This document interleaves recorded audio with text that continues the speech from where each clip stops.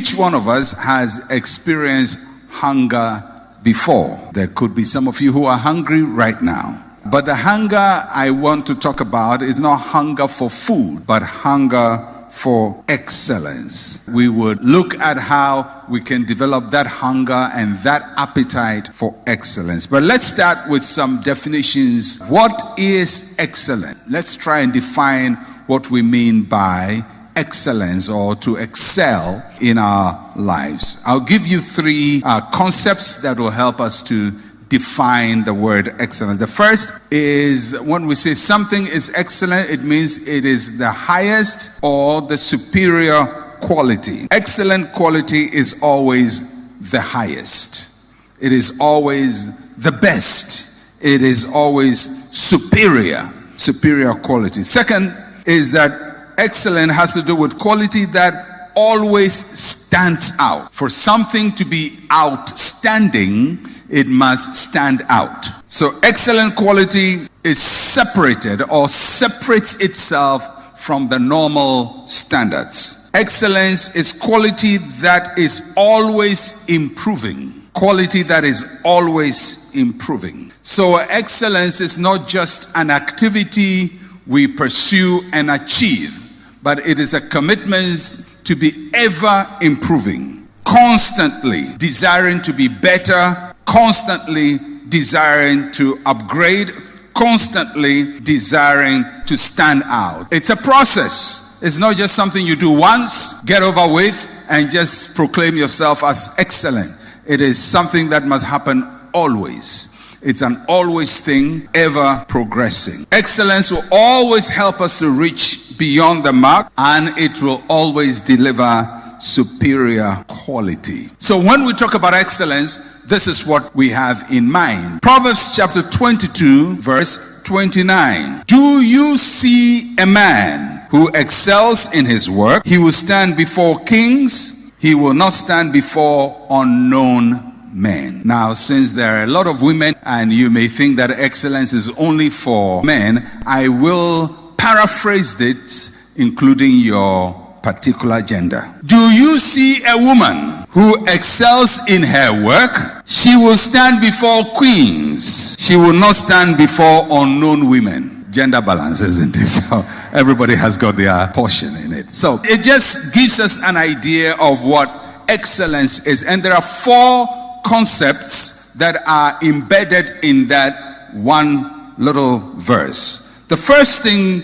you notice from the verse is that excellence is observable. Do you see a man who excels? When a person is excellent, it will be seen. There's nothing like saying, I am very excellent, but nobody sees it. Nobody appreciates what I'm doing. Nobody rewards what I'm doing. I work and work and work and work. Nobody sees it. If nobody sees it, it's not excellent. If it is excellent, it will be seen. It is unavoidable. When you stand out, it is observable. You cannot say, I'm excelling, but nobody sees it. If you are excelling, even when you want to hide, you will be discovered. Excellence is observable. Do you see a man or woman who excels in her work? Secondly, excellence relates to what we do. Do you see a man who excels in his work? You cannot just claim, I'm excellent, I'm excellent, I'm excellent, but have nothing to show for it. It must relate to something you are doing. There must be something you can show for it. Excellence is not a theory or a course you take in a seminar. It is something that is seen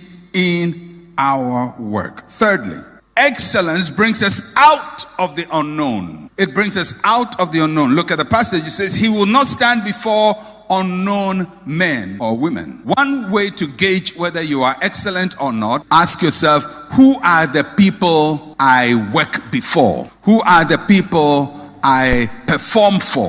Who are the people who are exposed to my work? If all the people who know about your work are unknown people, you are not excellent. It's as simple as that. It doesn't mean you don't work hard or you are not sincere. It just means that your quality is not excellence, because part of the benefit of being excellent is that you will not stand before unknown people. You will always stand before people who are also excellent, people who are at the high level. So excellence will bring you out of the unknown. And number 4, excellence will raise your standard or will raise you to the highest levels. Look at the passage again. It says he will stand before kings. In other words, if a person is excellent, their level will change. They will stand on king level or queen level. In other words, they will stand on the platform of masters or people who are also very, very good. It allows you to stand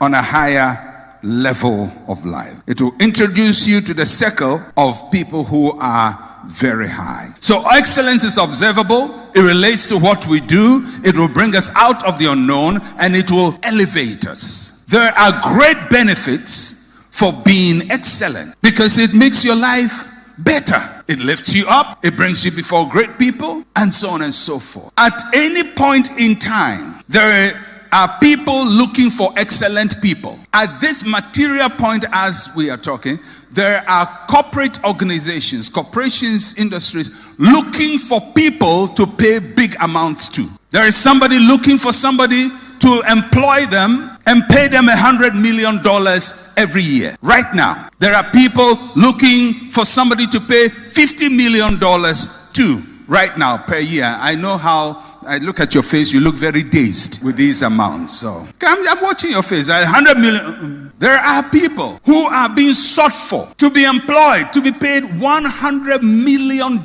every year with stock options that will increase their earnings to about $500 million human beings on the same planet with you. That is why when people say life is hard, it's a very relative statement. Life is hard for you, but there are people who are earning $500 million, $1 billion every year, and people are looking for them to employ them. And the reason is because they are excellent. There are people looking for people to employ. There are nations looking for excellent leaders. There are churches looking for excellent pastors and other church staff. There are football teams looking for excellent players and coaches. In every field of life, excellence is a very desirable quality. Everywhere. Whether in the football field, in the musical field, even in the church world, in the corporate world, in the political world, everywhere we are, people are looking for excellence. And when